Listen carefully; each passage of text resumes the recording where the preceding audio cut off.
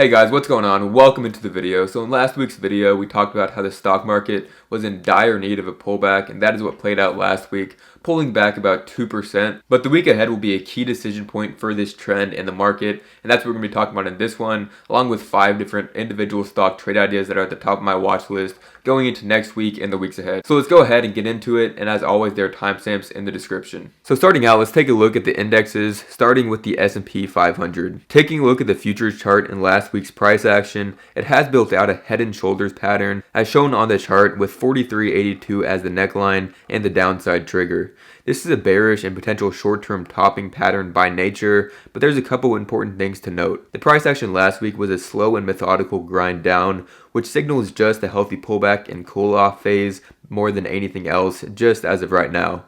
In order for sellers to turn this into a real pullback of 5% plus, selling needs to accelerate and see a more violent downside move. So for that to potentially happen, below 43.82 is the downside trigger, which would likely lead to a test of 43.68, which was the breakout trigger from Monday, June the 12th, and breaking below there can send this to around 43.20 next, but sellers would really need to show strength for that to play out. On the upside, 44.30 and 44.40 to 44.44 is the key resistance zone. Breaking above 44.44 would be the key upside trigger and likely start a rally higher to a new swing high. Taking a look at the SPY chart, this shows the intraday action, which was a lot of chop in that slow grind last week we were talking about. For the bear case to play out, we need that acceleration down to start to see real downside, and the major targets that I'd be watching for if so are at 429.61 and then the 417.7 to 423 zone that we talked about last week. Now taking a look at the Nasdaq, starting with the futures chart, there's a very similar setup here with the head and shoulders pattern and upside and downside triggers marked on the chart. For downside to accelerate, it needs to break below the neckline at 14.962, and for the bull case currently, breaking above 15,300 would be the upside trigger and likely to start a leg higher. And taking a look at the QQQ bigger picture, it followed through after that rejection off 372 we talked about last week, but for now still looks to be just a healthy pullback more than anything else. To start downside, it needs that break below the neckline at 360, which can target 357.5, and below there 347.75, which is the first major spot of interest before the key zone below at 329.7 to 334.3. So that is what I'm watching for in the week ahead for the S&P and Nasdaq. In order for selling to accelerate, they need to break those key levels to start that real pullback move, and that can give us hints for what to do with individual stocks for the week and weeks ahead. Now getting into the main trade ideas that I'm watching for the week ahead, we're going to start out with the Russell 2000 index, ticker symbol IWM. So we went over a few bullish scenarios last week after its recent 3-month range breakout, and one of them was this one being a full pullback to retest the breakout zone at 180 to 180.5. This has played out so far as it is now testing right at this zone. Zooming out, the 200-day moving average is also just below there at 179.61 currently. So how am I looking to trade it this week? A few scenarios that I'm watching is number one would be a strong reaction off this zone. You could play with a tight stop loss either below 180 or the 200-day moving average at 179.61 and ride the trend back up if it holds. With technicals, usually if it's a strong breakout and it back tests the breakout zone as support and it does hold, it will end up making a higher high in result. That white trend line on the upside can also be a major breakout point for the leg higher if so. Something else to watch for is a potential slight undercut below 180, then a hold of the 200-day moving average as support. It could also get a slight undercut below the 200-day to run as many stop losses as possible, as market makers love to do. And for something like this, it would be ideal to wait for it to recover back above the 180 to 180.5 zone, enter and have a stop loss below there, and then look to ride the trend back up. This would also be similar to what happened a few weeks ago with the original breakout. It had that fake out move before recovering the zone, which gave that rally more fuel once it did recover. And then the last scenario is if this breakout fails, which would be seen if it breaks below that 180 to 180.5 zone and fails to recover back above it. Breaking below there likely would end up filling the gap down to 176.25. This could be a short opportunity on the failed breakout, but would be a no touch for me personally. I'm looking to ride the trend into new swing highs with leverage, and shorting to target a 2% drop or so is not worth the risk in my opinion, as it could easily fake out and recover.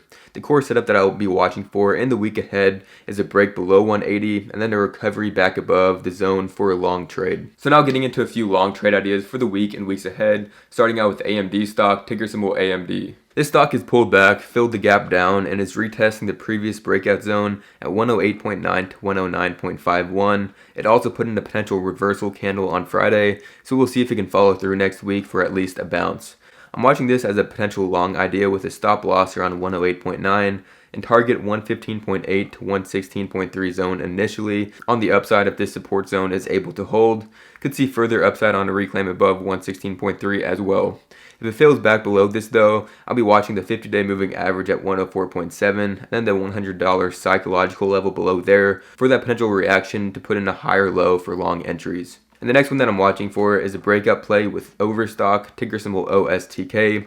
This is breaking out of a 6-month plus long base, along with the key trendline formed since April of 2022, and it did so on heavy volume.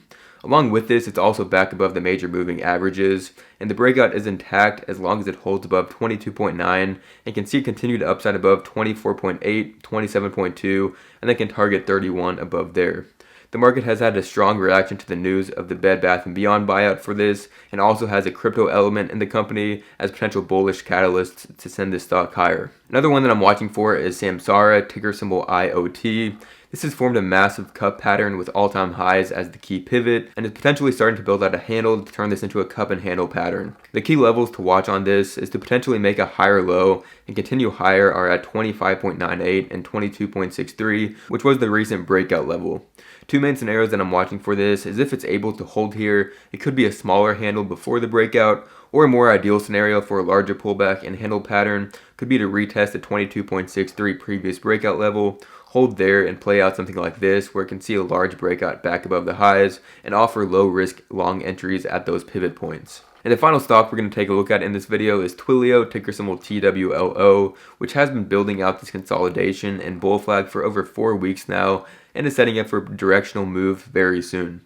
The bullish catalyst here is the recent news of an activist investor coming in and urging changes for the company, which has had struggles with execution, but has a massive cash pile and it trades insanely cheap to its peers. The key pivots to watch on this are 62.8 as support and 69.8 as resistance and the breakout level.